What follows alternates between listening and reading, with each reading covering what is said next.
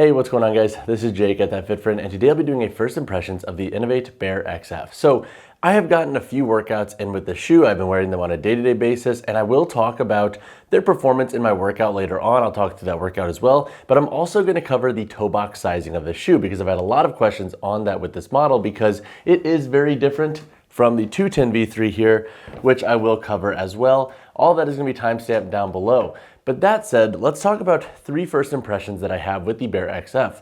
Number one is this model does have a wider fit. So right out of the gate here, let's talk about it. This shoe's toe box is a lot more anatomical. In the 210 V3, it was a little bit more tapered, and that could be a turnoff for folks who like a slightly boxier toe box that has a little bit more width towards the end of the toes. With this shoe, I don't think that's going to be an issue. Now, this is a wide fit shoe per Inov-8's scales and standards. I have plenty of room in the shoe. I have an E-width foot, and I think if you do have an E-width, double E-width foot, etc., you should be fine in this model as well.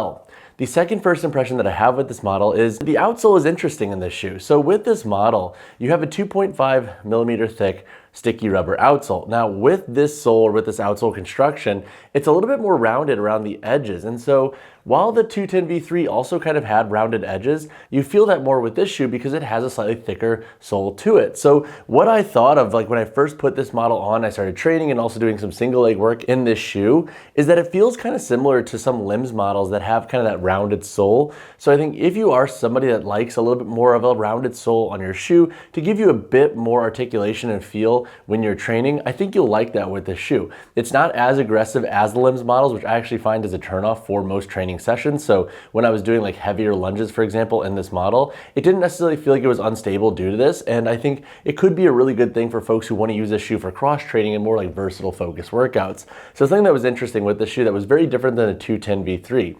The third first impression that I have with this model is I like that Inov-8 used the boomerang footbed in this shoe. So with the 2.5 millimeter thick sole here, you have a boomerang footbed, which is basically this insole here that has a bumpier texture, and this comes in at 6 millimeters thick. Now, why is that good? Why is that bad per se? So I think it's good because it does add a little bit more range for different use cases of this shoe. So for example, with the 210 V3, this model was super minimalist, and with its insole here, it was wicked thin. So what I found is that if you were a brand new barefoot shoe user, I almost found the 210 V3 to be a little bit harsh of an adjustment for you when it comes to training. With this boomerang footbed, I feel like it'll give you a little bit more range as to easing you into barefoot shoes and giving you a bit more cushion and shock absorption if you want to use your shoes for cross training, for example, and you're going to be using them for plyos and whatnot. It's not going to feel as harsh as using like a 210 V3 or just going truly barefoot. So I like that because it gives the shoe a little bit more range. Also, I just find the boomerang footbed to have a nice feel.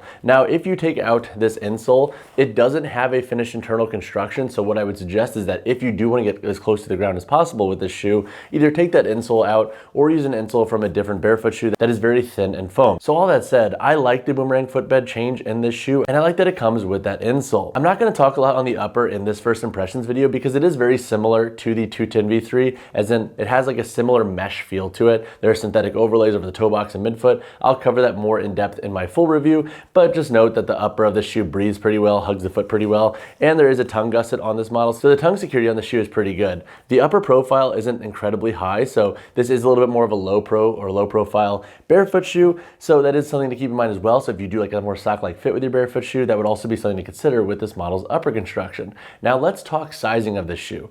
With this model, I wear a size 10 in all of my barefoot shoes. I have a regular arch, about an E-width to double E-width foot, depending on the company's sizing scale, and this shoe fits really well true to size. I also like that the upper construction is comfortable, so you can rock these barefoot if you want. So if you don't like to wear socks every time you wear barefoot shoes like myself, so this can be a really good barefoot shoe to rock with or without socks. All right, so let's look at some toe boxes of 5 different barefoot shoes. So we have the 210 V3 over here, the Bare-XF, we have the Primus Lite 3, the Zero Shoes Prio, and the Tolos Archetype 2.0. So in the context of pure width, it's pretty easy to see that the 210 V3 was a lot narrower than the Bare-XF. And if we had to compare the Bare-XF to other shoes up in this list here, I would say it's probably most similar to the Prio and the Tolos Archetype 2.0. The Vivo Barefoot Primus Lite 3 is a little bit boxier. However, I kind of like the upper construction of the Bare-XF a little bit better regarding comfort compared to the Primus Lite 3.